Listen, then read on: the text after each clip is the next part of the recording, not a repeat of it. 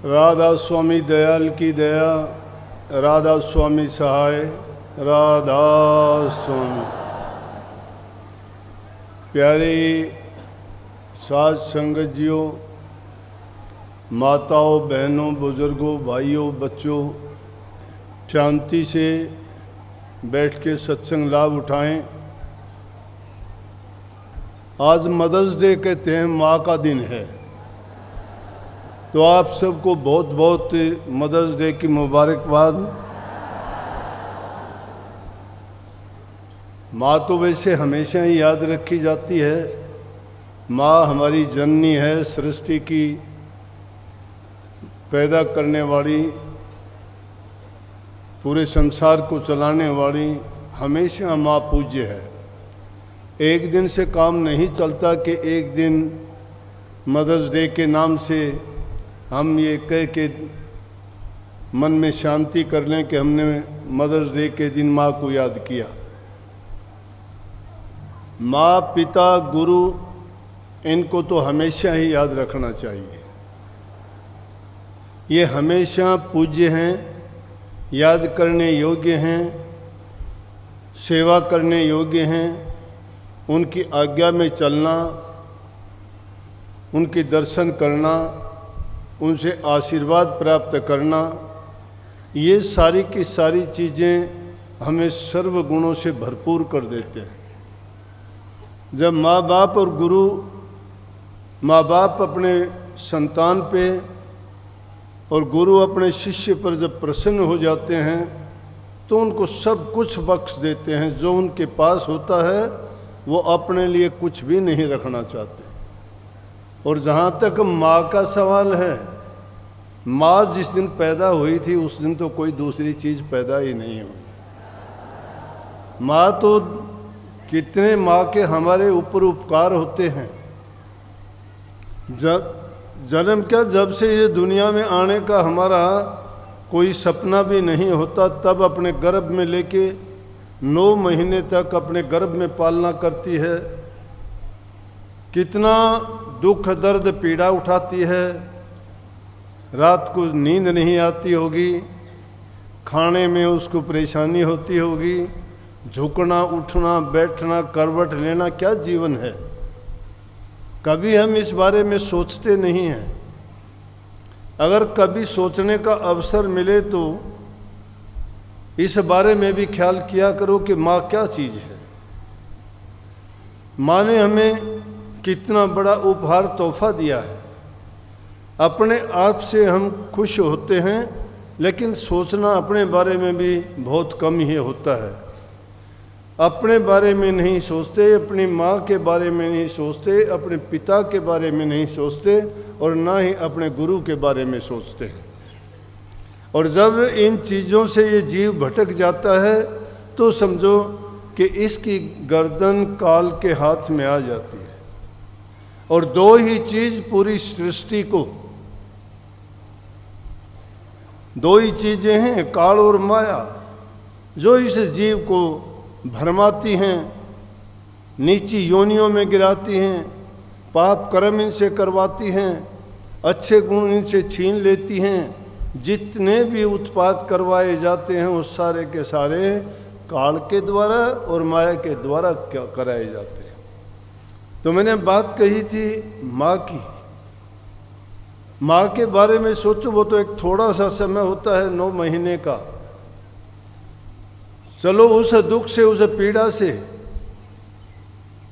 अपने शरीर से हम अगर थोड़ा सा भी वजन हमारी जेब में फालतू हो जाता है, उसको भी बर्दाश्त नहीं करते, वो भी हमें परेशान कर लेता है। और गर्भ के अंदर इतना वजन रख के हमेशा उठना, बैठना, चलना, काम करना, कोड़ा नीचा होना, सभी काम भी करने पड़ते हैं। क्योंकि माँ का जो कर्तव्य है, जो उसका काम है घर गृहस्थी का, जितनी जिम्मेवारी उनकी है इतनी किसी की भी नहीं है। घर में जितने आदमी होते हैं, किसी को दिक्कत होगी, तकलीफ़ होगी, परेशानी होगी, वो अपना काम करके आएंगे। लेकिन माँ को कितनी भी परेशानी अगर होगी और वो देखेगी कि मैंने खाना नहीं बनाया, मैंने सब्जी नहीं बनाई, और मुझे वो बनानी चाहिए थी, वो अपनी तकलीफ़ को भूल के खाट से उठ के और कर आती हुई भी दूसरों के लिए वो सारी चीज़ें तैयार करके देती है। कितना उसको चिंता होती है, कितनी हमारे लिए या अपनी संतान के लिए, अपने बच्चों के लिए उसके दिल में प्यार होता है, कितना दर्द तकलीफ़ होती है। जो बच्चा बोलना नहीं जानता उसकी भाषा समझती है कि उसको किस वक्त में किस चीज़ की आवश्यकता है, वो पूर्ति करती है। वो इशारे में ही समझ जाती है कि अब बच्चे को पखाना करना है, अब इसको पेशाब करना है, अब इसको भूख लगी है, अब इसको पेट में दर्द है, अब इसको कोई और बीमारी लग गई है। बच्चा ज़बान से नहीं बता सकता है, लेकिन माँ उसको देख के, क्योंकि वो जब से उसके गर्भ में आया था उसी टाइम से अपने प्राण उसमें स्थापित कर दिए थे, और जब तक वो रहती है तब तक अपनी संतान के लिए, देखा होगा इंसान को देखते होगे, अपनी संतान के लिए वो अपनी जान को भी आगे रख देते हैं कि पहले हम खत्म हो जाएं, संतान के साथ कुछ ना हो। उनके लिए तो वो परमात्मा से भी यही याचना करते हैं। बार बार सुनते होगे जब किसी का बच्चा बीमार होता है तो माँ कहती है, हे परमात्मा ये रोग बीमारी मेरे बच्चे को ना हो, इसकी रोग और बीमारी मुझे लग जाए लेकिन मेरा बच्चा ठीक हो जाए। यहाँ लाटर परिवार रहता है अपने हिसार में। उनके पिताजी की ऐसी कहानी थी जो उसकी माँ ने बचाया था, एक इतिहास है वो। बात इसी तरह की चल गई लेकिन बताऊं जरूरी है वो। तो विजय लाटर है, उनके पिताजी बीमार, झूपा गांव से हैं वो बीमार हो गए, जवान उम्र थी। इनकी दादी कहने लगी, है परमात्मा ये क्या हुआ, मेरा बेटा इसका खाना बंद हो गया, मैं दुनिया में जी के क्या करूं, ये तो बहुत गलत है। आप ऐसा करो मालिक। वो कोई भक्ति नहीं करती थी, किसी देवता को नहीं पूजती थी। आम बात हमारे जो जानते हैं, राम का नाम ले लेते हैं, हनुमान जी का नाम लेते हैं, कृष्ण जी का नाम ले लेते हैं, श्री रामचंद्र जी का नाम ले लेते हैं, या मोटा मोटी कहते हैं राम। ये नहीं पता कौन सा राम। संतों ने तो 4 राम बताए हैं, लेकिन उन आम लोगों को नहीं पता वो किस राम को मानते हैं। दशरथ पुत्र को राम मानते हैं, या उन जिस राम ने उस राम को पूजा उस राम को मानते हैं, या हमारे अंदर जो विराजमान है उस राम को मानते हैं, या एक जिसका शकल पसारा है उसको राम मानते हैं।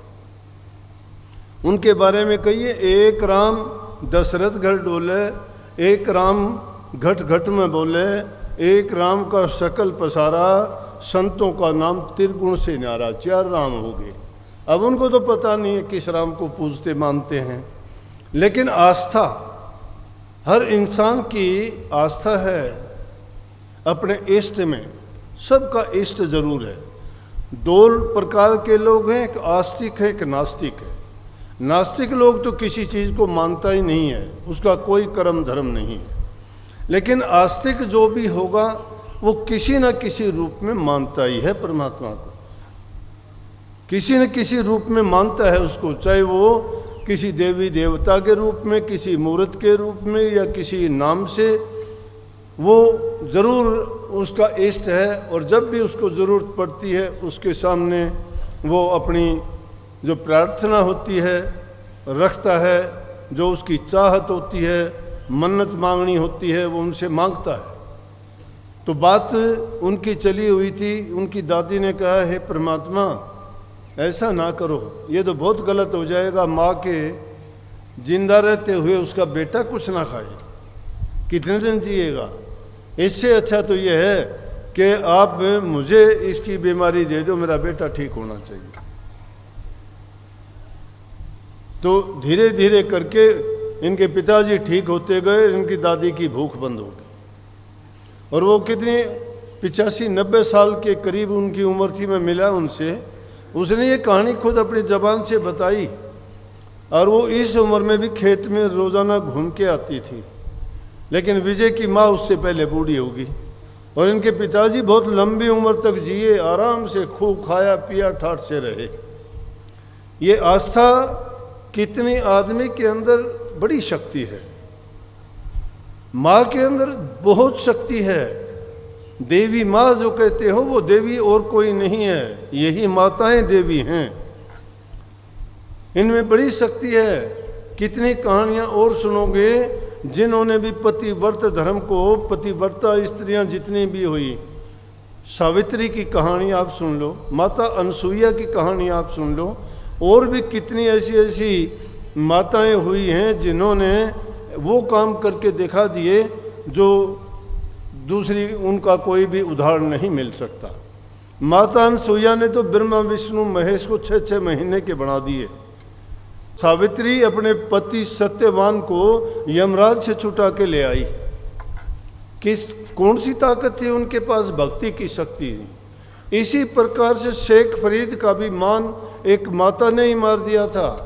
शेख फरीद ने 36 सालों तक जंगलों में जाके भक्ति करी, त्याग किया, भूख प्यास बर्दाश्त की, कठोर भक्ति का उन्होंने रुख अपनाया, कुरान शरीफ को पूरी ज़बानी याद कर लिया, बड़ा संयम और इंद्रियों का दमन करके बड़ा अपने आप पर कंट्रोल किया, भूख प्यास के बस नहीं हुए। और उस 36 वर्ष के बाद उनको एक शाम को पक्षियों से ये पता लग गया कि मेरे अंदर अद्भुत शक्ति आ गई है ये भक्ति करने से, ये त्याग करने से। तो उन्होंने क्या सोचा कि कुछ पक्षी आके, शाम का टाइम था, पक्षियों की आदत होती है, उनका कोई परमानेंट घर ठिकाना तो होता नहीं, जहाँ शाम हो जाती है वृक्षों में बैठ जाते हैं, किसी का दावा नहीं, सब प्रकार के पक्षी एक ही पेड़ पे बैठ जाते हैं। तो वहाँ आके पक्षी शाम के टाइम बैठे और बैठने के बाद में उन्होंने शोर मचाना शुरू कर दिया। आपस में दिन की बात करते होंगे, उनकी भाषा कौन समझे।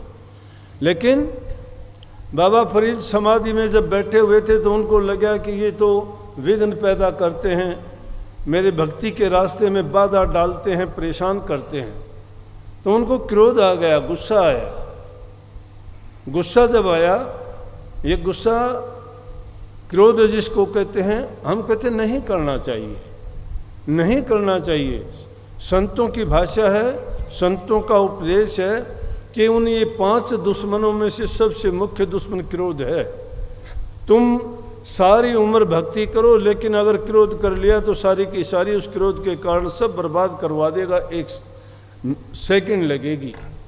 क्योंकि क्रोध आया नहीं, हम पाप कर्म करने पे तुल जाते हैं, और पाप कर्म कर लिया तो हमने सारा कराया मिट्टी में मिला दिया। लेकिन भक्ति में जो संतों ने भक्ति के सिद्धांत सुझाए, बताए और भक्ति का तरीका हमें दिया, उसमें कहीं भी उन्होंने ये नहीं कही। उन्होंने बिल्कुल सीधा सरल और बड़े दया और प्रेम का रास्ता सिखाया कि किसी पर क्रोध करना बहुत गलत है। अगर करते हो तो दया करो, तुम्हारे साथ भी अगर कोई बुरा करता है तो उसके लिए भी मालिक से दुआ किया करो कि मालिक इसको सद्बुद्धि दे, इसको भी अच्छा बना दे। कभी भी किसी संत ने ना किसी को कभी श्राप दिया, ना कभी किसी का बुरा किया, ना किसी के बारे में बुरा सोचा। लेकिन अगर संतों के साथ किसी ने बुराई की ना, तो उन्होंने तो अपना कर्म बनाया, उस कर्म का तो उनको ही फल मिलेगा ना। उन्होंने तो अपना कर्म बना लिया जैसा जो कर्म करता है। इसीलिए संतों ने कहा कि भाई कर्म जो करता है, अगर कोई बुरा करता है अपने लिए करता है, अगर अच्छा करता है उसका भी परिणाम उसी को मिलता है। हम रोज़ाना के जीवन में देखते हैं, कोई माता आती है, कोई पिता आता है, कहता है मेरा लड़का शराब पीता है, कोई कहता है रास्ते से भटक गया, गलत रास्ते पे जाता है, कोई स्त्री कहती है मुझे घर से निकाल दिया, कहा नहीं मानता है। उसको आप समझाओ। जब वो आता नहीं है, जो वो काम करता है और उसको बिना बताए, बिना कुछ कहे, बिना लाए उसको कौन समझा देगा, कौन कह देगा। और फिर वो जो काम करता है जब तक उसके मन में नहीं आती, इसीलिए संतों ने कही, ये आपा छीनने का मतलब यही था। वाणी को समझो, इसमें कही कि कभी नहीं आपा चिन्हारे, मूर्ख जन्म भूल में खोया, कभी नहीं सुक्रम किनारे। कि भूल में हमने जन्म खो दिया, अपने आप को नहीं चीने, हम दूसरों को चीनते रहे। कौन कैसा है, क्या करता है, क्या खाता है, कर्म क्या है, पापी है, भला है, ऊंचा है, नीचा है, गरीब है, अमीर है, इनके देखने में तो हमने जीवन अपना बर्बाद कर लिया।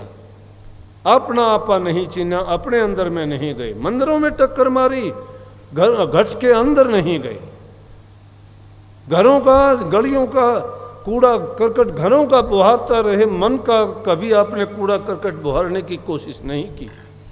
दूसरों को उपदेश शिक्षा देते रहे, अपने आप को उपदेश शिक्षा नहीं दी। अरे संतों की लाइन तो इतनी सरल है, जिसका जीवन क्रियात्मक नहीं है, वो खाम खा की बात बनाता है, कहता है मैं भजन करता हूँ, मैं ध्यान करता हूँ, अभ्यास करता हूँ। कहाँ का अभ्यास करोगे? अभ्यास कोई खाना जी का घर है, मौसी का घर है क्या? जाके बैठ के कुछ भी काम करोगे और कोई तुम्हें रोकने टोकने वाला नहीं होगा। भजन आसान है क्या? इतना सस्ता होता तो इसको तो कोई भी खरीद लेता, दुकानों पे नहीं मिलता। ये बनिए की हाट नहीं है।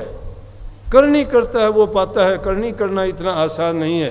करनी करने वालों से जो गुरु के कभी पास नहीं पटका, गुरु की कभी आज्ञा नहीं मानी, गुरु के कभी वो अनुशासन में नहीं रहा, अनुशासनहीनता उसने की, गुरु के बारे में उल्ट सुल्ट वो सोचता रहा। अरे गुरु के बारे में, दुनिया के बारे में, पापी दुष्टों के बारे में, शराबी कबाबियों डाकुओं ठगों के बारे में तो तुम बहुत विचार करते हो, बहुत सोचते हो, लेकिन कभी अपने मन के बारे में भी सोचा करो कि वो क्या करता है।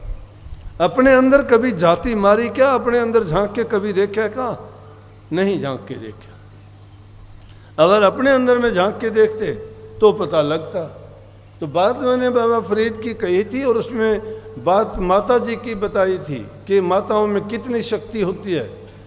उसने बस वो पक्षियों को देखा, उनको क्रोध आ गया, क्रोध आ गया, क्योंकि जिसने गुरु नहीं था उसका कोई भी, माँ के कहने से जंगलों में चला गया, तप किया, उसने साधना की, किताबी ज्ञान उसने प्राप्त कर लिया, बातें बनानी आ गई उसको, आयतें याद कर ली, सिद्धियाँ कुछ उनके हाथ लग गई, लेकिन मन नहीं रुका, काबू में नहीं आया, ज्ञान नहीं मिला उनको, अज्ञान था सारा का सारा। इसीलिए स्वामी जी महाराज ने कही, विद्या को उन्होंने अविद्या का, अज्ञान कहा है। वो कहते हे विद्या तू बड़ी अविद्या, ते संतन की कदर ना जानी, संत केवल प्रेम के सिंधु, तू उल्टी बुद्धि कीचड़ सन। कि तू उल्टी बुद्धि है, ये ज्ञान नहीं है, अज्ञान है तेरा, ये मूर्खता है तेरी, नासमझी है, इसमें कोई भी भलाई नहीं है तेरी। ये इस अज्ञानता में पढ़ के ना सोच के कुछ प्राप्त कर लिया। लेकिन जब गुरु नहीं था, गुरु तो कदम कदम पर शिष्य की रखवाली करता है। सोच के देखा करो, जब भी कभी कोई काम करने की मन में सोचोगे, अगर तुमने गुरु को मन से धारण किया है तो एकदम आपको गुरु का ख्याल और ध्यान आ जाएगा कि गुरु की मर्जी है कि नहीं इसमें। गुरु की मर्जी जिसने कभी भी नहीं परखी तो उसकी सूरत शब्द में 1 इंच नहीं सरक सकती। मेरे पे इसे लिखवा के ले लो। गुरु के पास रहते हैं, गुरु के शिष्य होते हैं और उन सत्संगियों की बुराई करते हैं। वो कहाँ के सत्संगी हैं? क्या अधिकार है उनको किसी की बुराई देखने का? क्या मिलेगा उनको? अगर कुछ हासिल करना चाहते हो तो बुराई अपनी भी तो ढूंढ लिया करो। हमें कितनी बुराइयां हैं, क्या अपनी बुराइयों से निवृत्ति पा ली हमने? क्या हम बरी हो गए उन बातों से? बरी नहीं हुए हैं। बरी जब हो जाए, हमें तो छोटी छोटी बात के लिए अपने बारे में सोचते हैं, मेरा ये नहीं हुआ, मेरा वो नहीं हुआ, मेरा उसने ये किया, उसने मेरा उसका, उसने क्या है ये तो भक्ति के रास्ते में पहली पैड़ी पे ही आ जाते हैं ये बातें। तो हम बात करते हैं सतलोक की, अलख लोक की, अगम लोक की, हंसी आती है। मैंने एक की बात सुनी, कोई कहने लगा, बोला कि एक कह रहा था, बोला मैं वहाँ प्रकाश में 10-15 सेकंड ही ठहरता हूँ। अरे कमाल कर दिया, तू घड़ी को देख रहा था कि 10-15 सेकंड या ध्यान देख रहा था? कमाल की बात है। प्रकाश भी देख लिया, प्रकाश तो ये रहा, सारा प्रकाश देख लो। सूरज का प्रकाश है, देख लो। प्रकाश एक थोड़ा है, 4 है। सूर्य का प्रकाश है सनलाइट है, चंद्रमा का प्रकाश है मूनलाइट है, अग्नि का प्रकाश है फायर लाइट है। डिवाइन लाइट तुम्हारे बाप दादाओं ने भी नहीं देखी, झूठ बोलते हो, कपट की बात करते हो, वो डिवाइन लाइट है। उस डिवाइन लाइट के लिए संतों ने पूरी जिंदगी दाव पे लगाई, जब जाके कहीं उनको एक सेकंड अगर झलक पड़ी होगी तो पड़ी होगी। कितने लोगों को बहकाते हो, ठगते हो, लुटे रहो, ये बातें बना के भोले जीवों को तुम क्या सिखाना चाहते हो? खुद तो जाओगे वहाँ जाओगे, लेकिन दूसरे लोगों को भी क्यों भ्रम में डालते हो? संत मत की शिक्षा बड़ी सीधी है, सरल है, तो उसका ये मतलब नहीं है कि लुटेरे और ठग बन जाओ, दूसरों की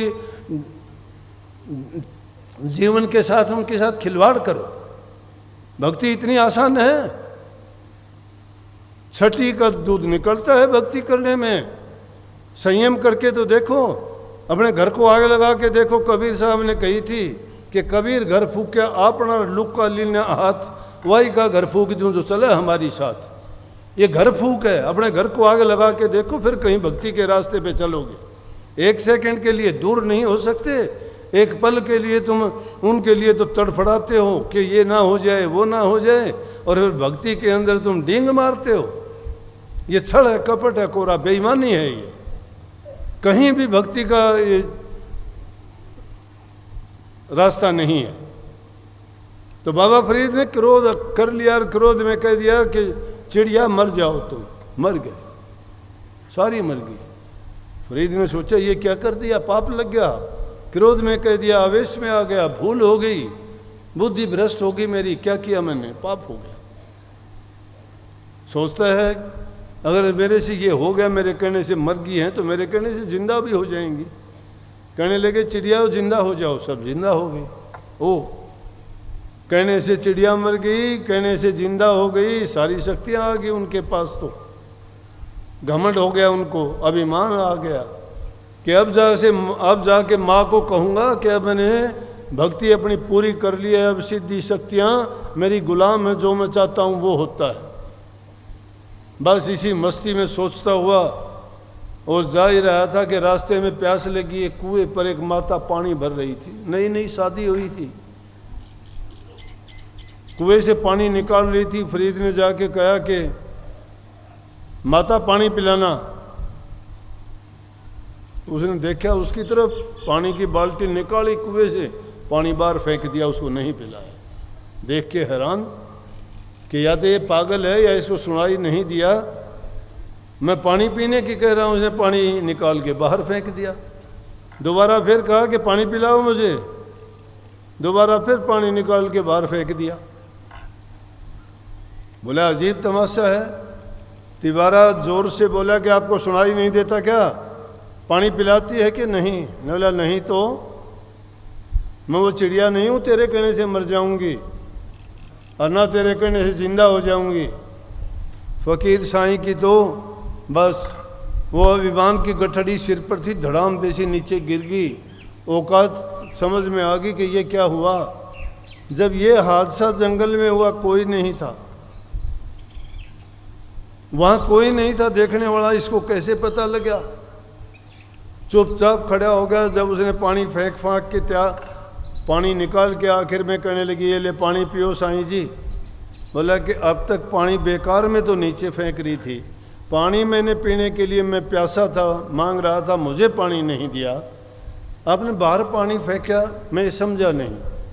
बोले इन बातों को समझ के क्या करोगे, अपनी प्यास बुझाओ। बोला नहीं मैं जानना चाहता हूँ। बोला जानना चाहते हो तो इसका कारण ये है कि मेरी फलाने शहर में मेरी बहन के घर में आग लगी थी और वो मैं आग बुझा रही थी। बोला दूसरी बात यह है कि आपको चिड़ियों का मरना जीना क्या पता। बोले ये छोटी छोटी बातें, इनमें क्या करोगे पढ़ के। बोले आपको छोटी लगती है, मेरे 36 बरस लग गए इन चीज़ों में ये प्राप्त करने के लिए। जब जाके मुझे वो शक्ति मिली तो 2 मिनट में। बोली 2 मिनट में नहीं, मैं पतिव्रता स्त्री हूँ, मुझे तो 1 रात में ही सारा ज्ञान हो गया था। ये पतिव्रता स्त्री अपने पति को परमात्मा से भी ऊंचा मानती है। और वो कैसे मानती है और वो चीज़ क्या है? अपनी दृष्टि को किसी एक ही में जमा लेना और उसी में अपने पूरा ध्यान लगा देना, यही भक्ति है। ये भक्ति का सबसे बड़ा नुक्ता है। इसीलिए संतों ने उसका तरीका बताया कि ध्यान तुम गुरु का करो। गुरु का ध्यान किस लिए करो? गुरु आदर्श है, गुरु में वो गुण हैं, गुरु ने भक्ति की है, जिसका तुम ध्यान करोगे उसके गुण हम में वैसे ही आ जाएंगे। तो गुरु में कौन सा गुण है? गुरु में भक्ति का गुण है। इसीलिए स्वामी जी महाराज ने सार वचन में लिखा कि गुरु का ध्यान कर प्यारे, बिना इसके नहीं छूटना। गुरु का ध्यान कर प्यारे, बिना इसके नहीं छूटना। नाम के रंग में रंग जा, मिले तो ये धाम नहीं जपना। कि नाम के रंग में रंग जा और गुरु के ध्यान में लग जा, तेरा धाम तुझे मिल जाएगा। धाम हमारा कौन है? इस रूह का धाम। इस रूह का धाम वो है जहाँ से बिछड़ के आई थी। और वो कैसा धाम है? जैसे समुद्र इन रूहों का एक भंडार है, जिसका स्वामी मालिक है, और उससे वो अपने आप में ही समाया हुआ है। सब कुछ वही शब्द है और वही उससे बिछड़ी हुई रूह है। उस भंडार से ये रूह निकल के आई है, जैसे बूंद सागर से निकल के आ जाए।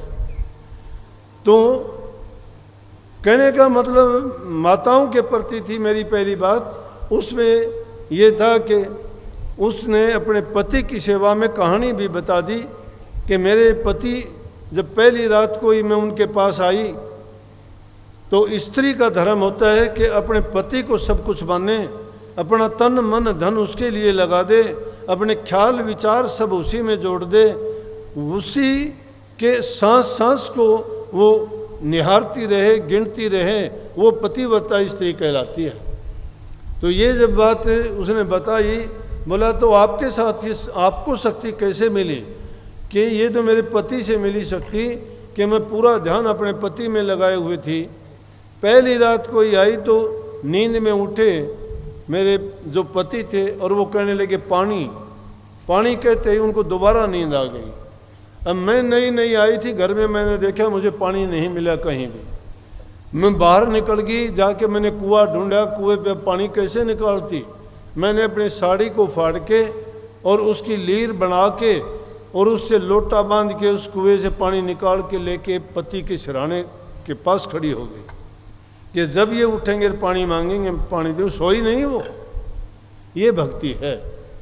शिष्य का भी यही दर्जा होता है, वो भी गुरु को ऐसे ही निहारता रहता है, वो भी दम दम देखता परखता रहता है कि गुरु को कब किसी चीज़ की ये बात ना हो जाए, मेरे से कोई गलती ना हो जाए, उनकी दृष्टि में मैं गिर ना जाऊं। अगर दृष्टि से गिर जाऊंगा फिर नहीं उठने वाला।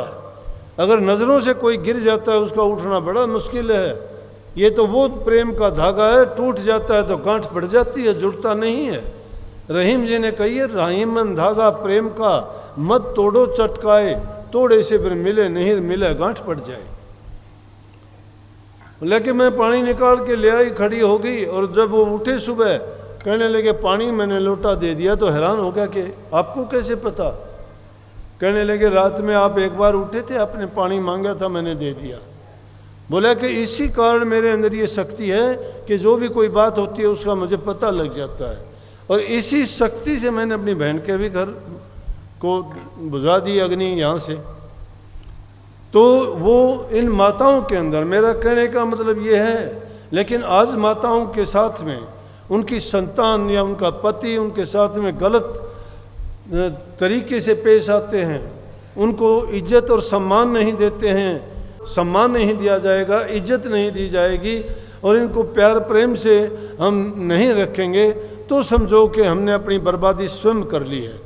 यही माता जब घर में कोई भी बात होती है, जब भी युद्ध मैदान में वीर लड़ने के लिए जाते थे, माताएं अपने पुत्र को आशीर्वाद देती थी कि जा बेटा विजयी होके आना, और जब जिसको जो आशीर्वाद मिल जाता था उस आशीर्वाद को पाके वो युद्ध में फतेह होके आते थे। माता उनको वो शक्ति प्रदान कर देती थी। चाहे महाभारत की कहानी आपने सुनी होगी, दुर्योधन जैसा पापी नहीं था, लेकिन वो भी युद्ध के मैदान में जब जाने लगा, महाभारत का युद्ध हुआ, तो उसकी माता ने उसको कहा था कि बेटा ऐसा करना, सारी ज़िंदगी मैंने अपनी आंखों पे पट्टी रखी है, और एक बार युद्ध में जाने से पहले मेरे पास तू नंगा होके आ जाना, मैं तेरे ऊपर एक बार पट्टी खोल के दृष्टि डालूंगी, तेरा शरीर वज्र का हो जाएगा, तो किसी भी हथियार से मारा नहीं जाएगा, ना गदा से मारा जाएगा, ना भाले से, ना तीर से, ना तबक से, ना तलवार से कटेगा। दुर्योधन अपनी माँ की बात को मान के और जब युद्ध में जाने लगा तो बिल्कुल नंगा होकर जब जाने लगा, श्री कृष्ण जी को पता था कि ये बात है। कृष्ण जी उसको रास्ते में योजना अनुसार रास्ते में मिले करने लगे, दुर्योधन कहाँ चले, कहाँ जा रहा है इस प्रकार से नंगा होके, कि माता ने मुझे कहा था वो मुझे एक बार दृष्टि डालेगी तो मेरा शरीर वज्र का हो जाएगा। दृष्टि डालेगी, आप भी ध्यान करते हो ना, दृष्टि का ध्यान करते हो, सुमन जबान से करते हो, ध्यान दृष्टि का करते हो, और मनन और चिंतन नाम का करते हो। आदमी को जबान की सिद्धि तो मंत्र के जाप से आती है, ध्यान करने से दृष्टि की सिद्धि आती है, और विचार और ख्यालात को पवित्र करने से संकल्प की सिद्धि आती है। और संतों ने 3 ही चीज बताई हैं। तो उन्होंने पूरी जिंदगी आंखों से कोई काम नहीं लिया, कोई ध्यान नहीं किया उन्होंने, लेकिन उनकी आंखों में वो शक्ति थी, उन्होंने वो शक्ति अर्जित कर रखी, दृष्टि शक्ति। दृष्टि की सिद्धि अगर आप भी करना चाहते हो तो ध्यान में रोजाना बैठा करो, आपकी दृष्टि की सिद्धि हो जाएगी। जिस पर दृष्टि डालोगे सच्चे मन से, वही बात जो चाहोगे वैसे ही हो जाएगी। परंतु ये नहीं कि अकारणीय किसी का नुकसान करने के लिए सोचो मैं इतने दिन दृष्टि की सिद्धि करके उसको बर्बाद करूं, उसको अच्छा करूं, नहीं।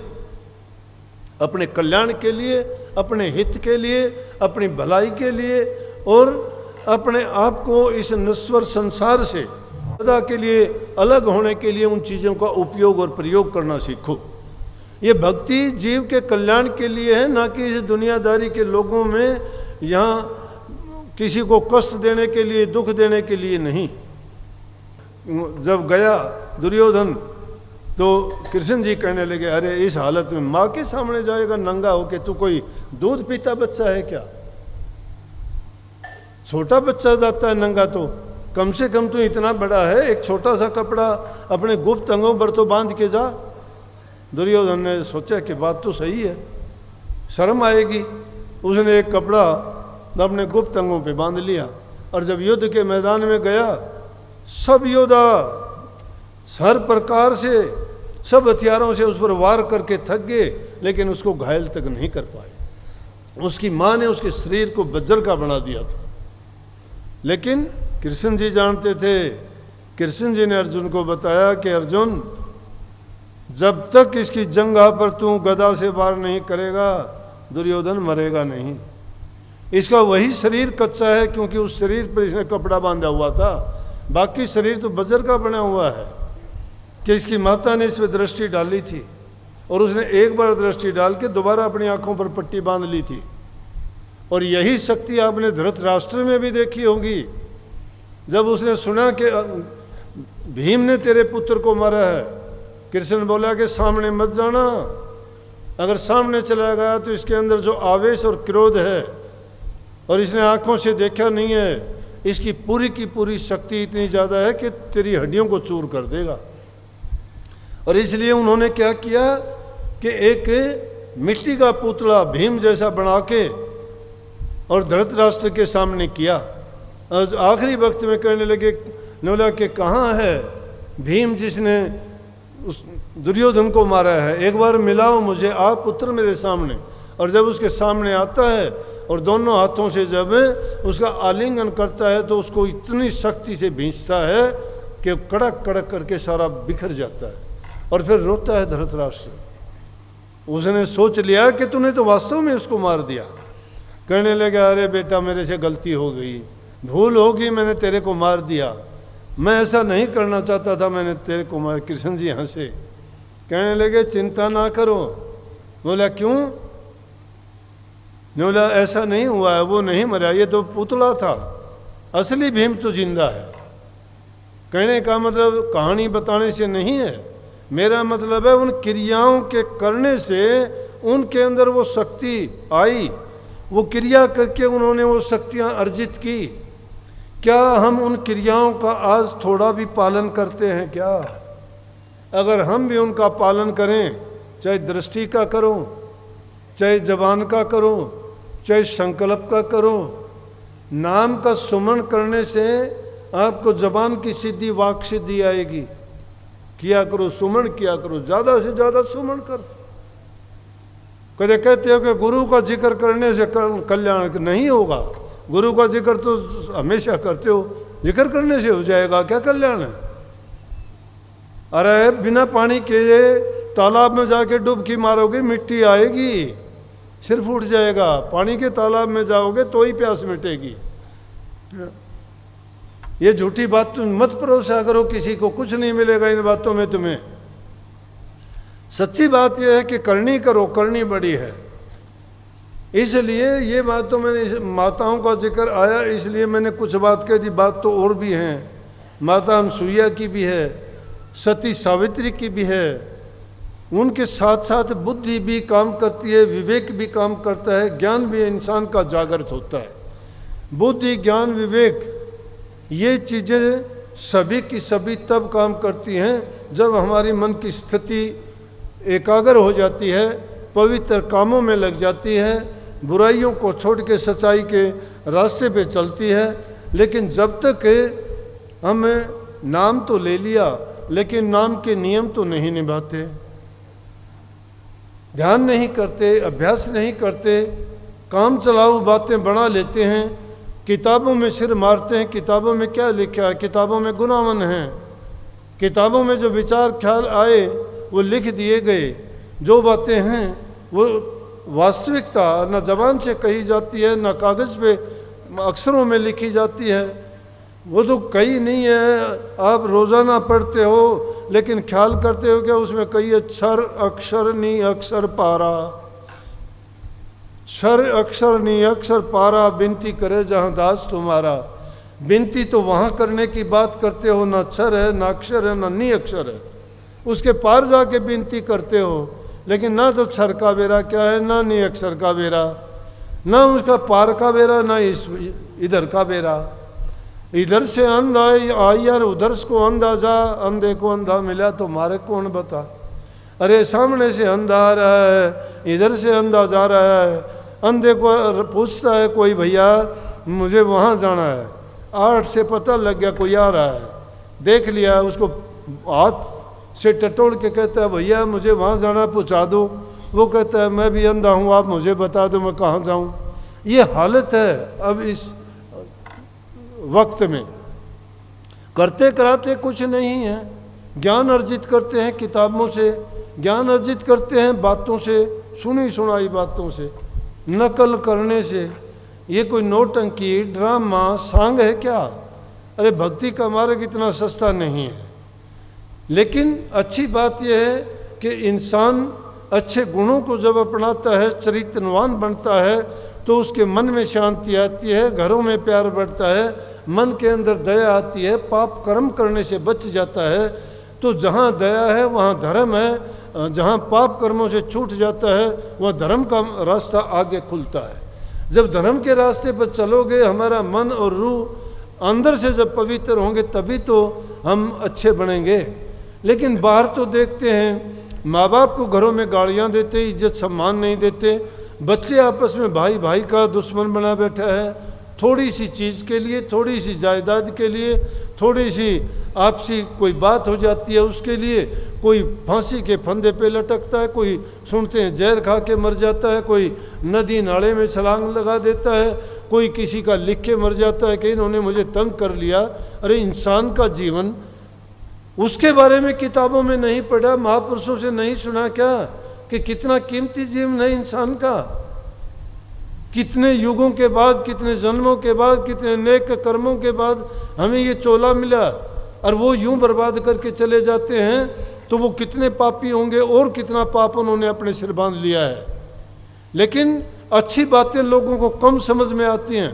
अगर तुम किसी की अच्छी बात करोगे ना, कोई अच्छी बात करना तो दूर की बात, सुनना भी पसंद नहीं करेगा। लेकिन अगर किसी की बुराई और निंदा की बात करोगे ना, तो वहाँ तो गूंगे और बहरे भी बोलना शुरू कर देंगे। चाहे उनको कुछ ना पता हो, वो वो आदमी भी बोलना शुरू कर देंगे। किसी की अच्छी बातों का गुणगान नहीं कर सकते। जो इंसान किसी की बराबरी तो करना चाहता है लेकिन कर नहीं पाता, वो नहीं कर पाता तो उसके बारे में ऊन जुनून बकना शुरू करेगा वो, क्योंकि वो दूसरे को नीचा दिखा के अपने आप ऊंचा बढ़ना चाहता है। दूसरे को ऊंचा बढ़ना चाहते हो। अब एक ने कोई लकीर निकाल दी और कहता है कि इस लकीर से को कोई छोटी कर दे। उसको छोटी करोगे, कैसे करोगे? मिटाने से नहीं। उसको मिटाने से छोटी ना करो, उसके साथ में बड़ी लकीर काट दो, वो छोटी हो जाएगी। अगर उससे अच्छा बनना चाहते हो, उससे अच्छे काम करके दिखाओ, उससे बड़े हो जाओगे। उसको मिटाने की कोशिश ना करो। मिटाने से नहीं मिटेगी, ना बड़े बनोगे। बड़े जब बनोगे तुम बड़े काम करोगे, नेक काम करोगे, नेकी के रास्ते पर चलोगे, अपनी रूह को पाक साफ और पवित्र बनाओगे। और ये चीज़ें घरों से सीखते हैं। जिन घरों में निंदा होती है, चुगली होती है, बुराइयां होती हैं और महापुरुषों के जिक्र करते हैं, उनके बच्चे भी बर्बाद हो जाते हैं। क्यों? बच्चे सुनते हैं, वो बातें सुन सुन के बच्चे भी वही भाषा बोलते हैं। बच्चों के वो संस्कार बनते हैं। इसीलिए उन बच्चों को अच्छा बनाने के लिए शुरू से ही उनकी सिंचाई गुणवान बातों से शुरू करो। जो चीज़ें उनके चरित्र को बनाएं, उनको ऊंचा उठाएं, उनको धर्म के रास्ते पे चलाएं, उनको ईमानदारी, सच्चाई, दया, प्रेम, ये चीज़ें और ये भावनाएं उनके दिलों में जब कूट कूट के भरी जाएंगी तो उनके लिए प्रयास करने की ज़रूरत नहीं। हम कहते हैं कि मेरा बच्चा नहीं आता सत्संग में। क्यों नहीं आता? किसी को पशु को लेके जाते हैं पकड़ के, तो इंसान को पकड़ के लेके जाओगे क्या? इंसान वो काम करके दिखाए जिसको देख के उसको ये लगे कि हाँ इन्होंने ये काम किया। और इस प्रकार से अब खोटे मंदे कर्म करके, पाप कर्म करके, भ्रष्टाचार से, चोरी से, हेरा फेरियों से, उस कमाई से संतान को पालते उनके अच्छे विचार हो सकते हैं क्या? उनकी नीयत हमेशा खोटी रहेगी। उनकी नीयत कभी ठीक नहीं रह सकती। वो भी अपनी नीयत को, बच्चे भी ऐसी बना लेंगे कि हम किस प्रकार से अपना जीवन चलाएं, कैसे करें। नहीं, उनको ऐसा बनाओ कि वो अपना करना सीखें, अपनी हक हलाल की कमाई, अपनी ईमानदारी की, अपने सत्य का रास्ता और सत्य बातों पर चले। संतों का ये मारे गए कि इन बातों को जो मान के चलता है उसका जीवन सफल हो जाता है। और ये बातें सबसे प्रथम माँ बाप से मिलती हैं। ये चीज़ें बच्चों को अच्छे संस्कार नहीं दिए, समझो कि उसकी नींव में हमने नमक डाल दिया है। कभी भी उस पर भवन खड़ा नहीं कर सकते। लेकिन कही गई है, जिस माँ बाप को, जिस बच्चे को पिता माँ बाप ताड़ते हैं, जिस शिष्य को गुरु ताड़ता है, जिस मिट्टी को कुम्हार रौंदता है, जिस सोने को सुनार भट्टी में तपाता है, जिस लोहे को लोहार आरण में दे के उसको लाल करता है, तब तक वो चीज़ें कीमत नहीं पाती हैं। जब तक लकड़ी खाती के हाथ नहीं जाती है, कीमत नहीं पाएगी। इतने सीधे और इतने सरल भी ना बनो कि तुम्हें कोई जीने ही ना दे। जंगल में सीधी लकड़ी और सीधा पेड़ होता है, उसको सबसे पहले काटते हैं। बांगी टेढ़ी को तो बाद में देखते हैं, सबसे पहले सीधी लकड़ी को काटते हैं। अपना जीना सीखो, लेकिन अपने आप को इतना कमज़ोर भी ना समझो कि दूसरा तुम्हें जीने ही ना दे। इस दुनिया की ये रीत, ये रिवाज है कि वो दबने वाले को दबाते हैं। अगर तुम सोचते हो, लेकिन हमारी ये लाइन है, हम अगले को पूरा अवसर और मौका देते हैं और कि हम किसी का बुरा ना करें। ये अच्छी बात है, ना करो ना करो, लेकिन कष्ट अगर तुम बर्दाश्त कर जाओगे, सह जाओगे, तो ये है कि तुम्हारा तो तुमको जो तुमने किया वो मिलेगा, लेकिन तुम्हें जिसने कष्ट दिया है वो तुम देखोगे कि अपना कर्म तुम्हारे सामने भोगेगा। इसलिए कर्म ना बिगाड़ो, कर्म संवारो। इस माया के हाथों में ना बिको। ये माया बड़ी लुटेरी है, बड़ी ठगनी है। संतों ने इसी को कहा है। अरे अच्छी जगह में जाके आदमी अच्छे गुण सीखता है। विद्यालय में शिक्षा ग्रहण करके आते हैं, जुआ घरों में जुआ सीख जाते हैं, शराब खानों में शराबी बन के आते हैं, होटलों में तुम्हें खाना मिलता है, खाना खा के आते हो, तालाब में तुम्हें पानी मिलता है, पानी पी के आते हो, बगीचे में तुम्हें सुगंध फूल मिलते हैं, उनसे अच्छे तुम्हें सुगंध मिलती है, लेकिन संतों के पास जाके तुम्हारे विचार गंदे कैसे रह जाते हैं, ये बताइए मुझे। वहां तुम्हारी कोर भी नहीं भेजती, कारण क्या है, क्यों नहीं भेजती? तुम्हारे मुंह के अंदर वो नमक की डली उस कीड़ी की तरह से भरी हुई है। अभी 2 कीड़ियां थी, एक मिस्री के पहाड़ पे रहती थी, एक नमक के पहाड़ पे रहती थी। दोनों की दोस्ती होगी एक दिन। दोस्ती होते होते नमक के पहाड़ पर जो कीड़ी रहती थी, वो नमक वाली कीड़ी कहने लगी मिस्री वाली से कि बहन एक दिन आना, निमंत्रण है आपका। मिस्री वाली कीड़ी गई, जाके उस पर देखती है तो उसने तो नमक की नमक बोली कि वो हो कैसे जीती है। उसको कहने लगी बहन मेरे पास आना, मैं तुझे दिखाऊंगी कि मैं कहाँ रहती हूँ। वो जो नमक के पहाड़ पर रहने वाली कीड़ी थी वो गई मिस्री के पहाड़ पर रहने वाली के पास में, लेकिन वो गई जब नमक की डली मुंह में लेगी, जब चारों तरफ घूमती रही और पहाड़ पे घूमती घूमती उसने सोचा कि इसने चखी होगी, मिस्री का तो मिठास आया होगा। बोली बोल बहन कैसा लगा? बोली बहन मुझे तो फ़र्क नहीं लगा, वैसा का वैसा है। बोली कि मुंह खोलना तेरा। उन्हें मुंह खोला तो बोली अरे नमक की डली निकाल इससे। नमक की डली निकाली मुंह में से, बोली कि अब चख के देख तू। बोली ओहो ये तो बहुत मीठा है। बोली ये मुंह में तेरे जो नमक भरा हुआ था वो निकालने के बाद ही तो स्वाद आएगा ना, तो यहाँ भी आओ ना तो ये नमक की डली निकाल के आया करो आप। जब नमक की डली निकाल के आओगे, जब सत्संग के वचन और मिश्री तुम्हारे मन में और तुम्हारे मुंह में आएगी, तब इस सत्संग का आनंद मिलेगा। सत्संग को टाइम पास करने की जगह नहीं है। आजकल बड़ा फैशन है, ये सोचते हैं कि टाइम पास नहीं होता, चलो घूम आए, चलो कार ले ली घूमने चले गए, बाजार में चले गए, कारण दुकानों में सिर मारते रहे, देखते रहे, लेना देना कुछ नहीं, इधर खड़े हुए उधर खड़े हुए। बोले लेना तो नहीं है लेकिन देख के आ जाएंगे, टाइम पास हो जाएगा। नहीं होता चल टीवी देख लेते हैं, वो भी नहीं होता ना तो फ़ोन निकालेंगे जेब में से मोबाइल, और किमी नहीं तो उसमें जो 10 बार चीज़ देख रही वो देखना शुरू कर दें। टाइम ऐसे बर्बाद करने का नहीं है, बहुत कीमती है, बहुत कीमती समय है। जिस पल भी देखो मोबाइल देखो, घूमने जाओ, चाहे तुम घर में रहो कहीं भी रहो, लेकिन अपने ख्यालात को वहीं जोड़े रखो। कबीर साहब कहते बैठे उठे खड़े उताने, कहें कबीर हम उसी ठिकाने को बनाए रखो। और नहीं ये चकाचौंध दुनिया की देखे, ये माया द्वारा रचित है। कबीर साहब ने कही कबीर माया रूखड़ी 2 फल की दातार।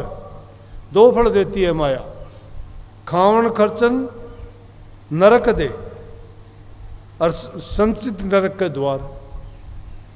ये तो उल्टी बात होगी भाई कि इकट्ठी करो तो नरक का द्वार मिलता है, और खाओ खर्चे तो बड़ा आनंद देती है।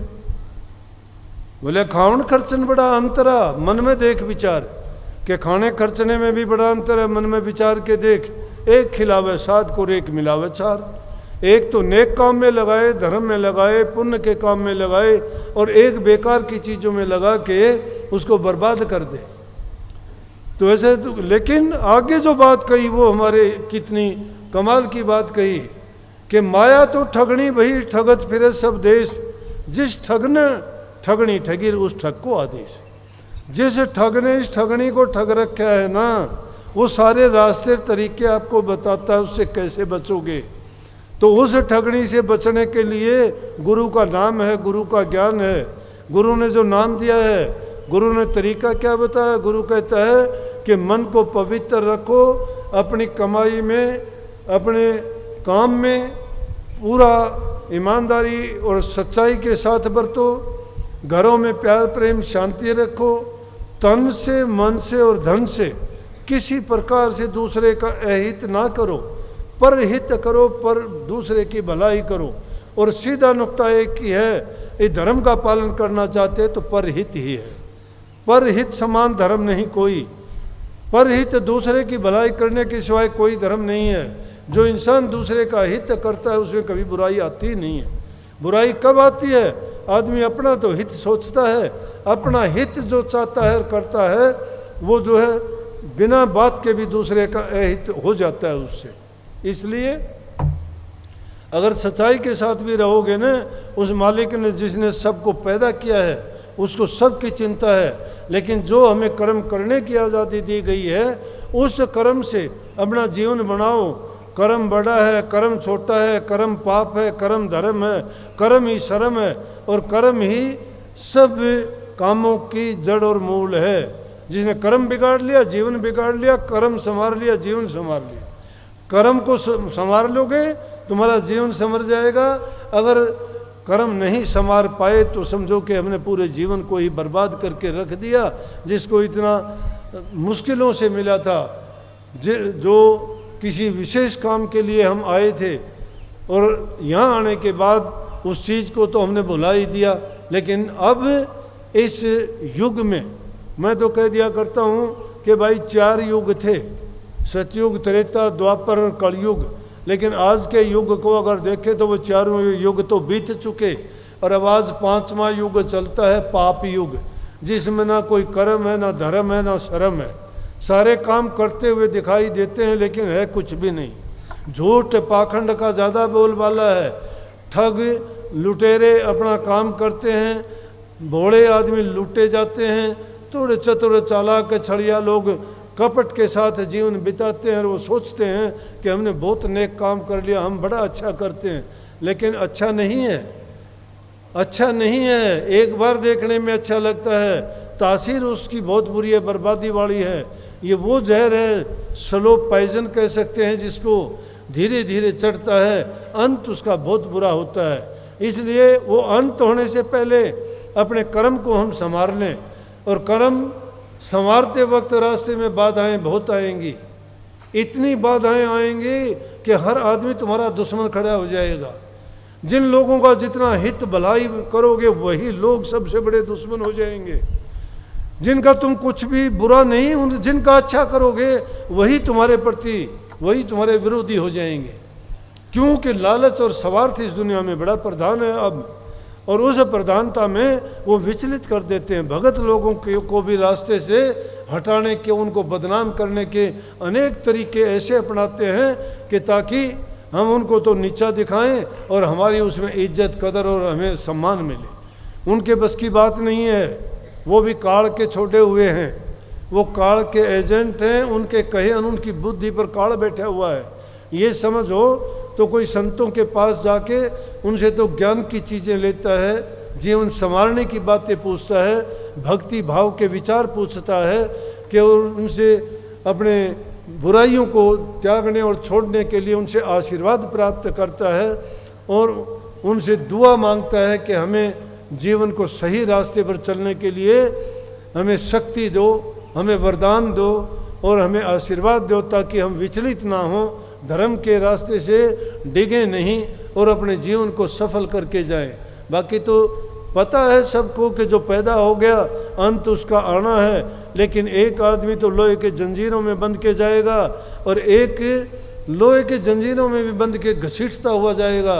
एक सोने की जंजीरों में चला जाएगा लेकिन हंसता हुआ जाएगा, लेकिन एक न जंजीरों में सोने की है ना लोहे की है, अपनी मस्ती से ही जाएगा, और उसको ना कोई रोकने वाला ना टोकने वाला, और उसकी मर्जी होगी जहाँ जाएगा वहाँ उसके लिए सभी दरवाजे खुले होंगे। इसलिए संतों ने ये मार्ग दिखाया है कि अपनी करनी करो, करनी जो अच्छी कर जाएगा उसका जीवन समझ जाएगा, और जो करनी बिगाड़ लेगा उसका जीवन फिर मौका नहीं मिलेगा। ये मौका मुश्किल से मिला है, तो अवसर को हाथ से ना जाने दें, ये बारंबार नहीं मिलता। इसलिए अपने आप को समझो, अपने आप को पढ़ो, इल्म ना पढ़ो अमल करो, किताबें ना पढ़ो मन की किताब पढ़ो। मंदिरों में टक्कर मारने से अच्छा है कि अपने दिल के दरवाजे खोल के इस मंदिर के अंदर भी प्रवेश करो, उसके अंदर जाओगे तुम्हें सब पता लग जाएगा कि, लेकिन इतना आसान नहीं है। अगर ज़िंदगी पूरी लग जाए और तब भी कोई झलक मिल जाए तो सोचना कि तुम्हारा भाग्य उदय हो गया, लेकिन वो चिंता की बात नहीं है। जिसने अपने मन को पवित्र कर लिया वो काम अगले पे छोड़ो, गीता का सारा उपदेश है कर्म करो, फल का इंतजार नहीं करते। हम तो कर्म और कर्म का फल भी बता देते हैं कि मुझे तो मिल गया सब कुछ। अरे कहाँ से मिल गया? मिलने वाली चीज़ इतनी आसान नहीं है, वो तो इतनी कठिन है कि आदमी कितने पता नहीं और भी ज़्यादा जन्म लेने पड़ सकते हैं। परंतु इतना ज़रूर है कि इंसान बुराइयां छोड़ देगा, सच्चाई के रास्ते पे चलेगा, शांति से जीवन गुजरेगा, मन के अंदर अमन चैन रहेगा और घरों के अंदर प्यार प्रेम रहेगा, तो समझो कि स्वर्ग के समान उसको आनंद यही है। और जो इस प्रकार से सुखी रहेगा वही आदमी सारे काम भले चंगे और अच्छे कर पाएगा। लेकिन सबसे बड़ा सत्संग क्या है कि इंसान की दिल की जो चाहत होती है, दर्शन बहुत बड़ी चीज़ है। जो इंसान जिसको चाहता है उसको देखने मात्र से उसके मन को शांति मिलती है। जहाँ शांति है, प्यार है, दया है, प्रेम है, वहाँ भक्ति है। भक्ति के ही पर्यायवाची नाम है ये। जिसके दिल में भक्ति है उसके दिल में प्रेम की उमंग जगती है, बिरह लगती है, तड़फ लगती है। अब नहीं देखी कितनी लड़कियाँ रो रही थी, अकारण रो रही। मैंने पूछा क्यों रो रही हो? बोले आपको देख के रो रही है। मैं तो जिंदा हूँ। ने बोला नहीं महा तो बोला कि ना बस आपको देख के ही। ने बोला प्यार में? मैं प्यार में रोना बहुत बढ़िया भाई। तो आदमी को दिल में जो प्रेम होता है वो अपने प्रेमी को देखते ही जिसके लिए आपकी विरह है, वो सच्ची भक्ति ही तो है। यही सच्ची भक्ति है। बहुत बहुत आशीर्वाद सबको, मालिक सब पर कृपा करे और आपकी भक्ति में रुचि बढ़ाए, आपको नेक इंसान बनाए। झूठ कपट करने से परहेज करो और सच्चे इंसान बन के दिखाओ। तुम्हें अगर फिर दुख तकलीफ हो तो फिर मेरे पास आओ, मैं देखूंगा। राधा